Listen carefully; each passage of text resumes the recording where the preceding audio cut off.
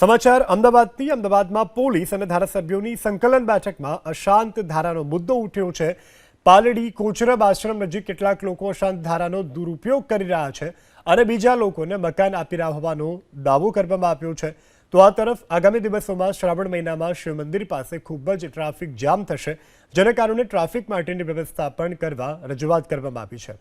એટલું જ નહીં, શાહપુર અને હોમગાર્ડ જવાનની હત્યામાં આરોપીઓની સામે ગુજસીટોકનો ગુનો દાખલ કરવા પોલીસ કમિશનરને રજૂઆત કરવામાં આવી છે। એલિસ બ્રિજ ભાજપ ધારાસભ્ય અમિત શાહે રજૂઆત કરી કે પાલડી વિસ્તારમાં અશાંતધારામાં કોચરબ આશ્રમની આસપાસની જગ્યામાં લઘુમતી સમાજના લોકો પ્રોપર્ટી ખરીદી અને રહેવા આવ્યા છે। સામે બીજાએ ફ્લેટો પણ લીધેલા છે। આ લોકો ના આવે અને જે પ્રજા રહે છે તે જળવાઈ રહે તેવી માંગ કરવામાં આવી છે। તો ધારાસભ્ય અમિત ઠાકરે રજૂઆત કરી કે શહેરના વેજલપુર સહિતના કેટલાક વિસ્તારોમાં અશાંત ધારાનો કડક અમલ પોલીસ કરાવે। દરેક ધારાસભ્યએ પોતપોતાના વિસ્તારમાં જે જરૂરિયાત હોય પોલીસની એ અંગેની રજૂઆત કરી છે। મેં અમારા વિસ્તારમાં અશાંત ધારાનો કડક અમલ થાય,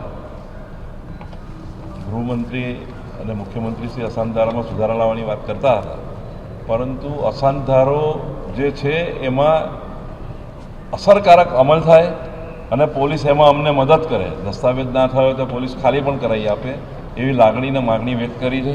પાલડી વિસ્તારમાં અશાંત ધારામાં કોચરબ આશ્રમની આજુબાજુમાં મોટી સંખ્યામાં લઘુમતી સમાજના લોકો પ્રોપર્ટી ખરીદીને રહેવા આવી રહ્યા છે। આના સામે અને બીજા ફ્લેટો પણ લીધા છે। તો આ લોકો ના આવે અને જે પ્રજા રહે છે એ જળવાઈ રહે તેની અમારી લાગણીને માને। અગાઉ અમે રજૂઆત કરી હતી કોર્પોરેશનમાં કે ટ્રસ્ટ વેચાતું લઈ છે।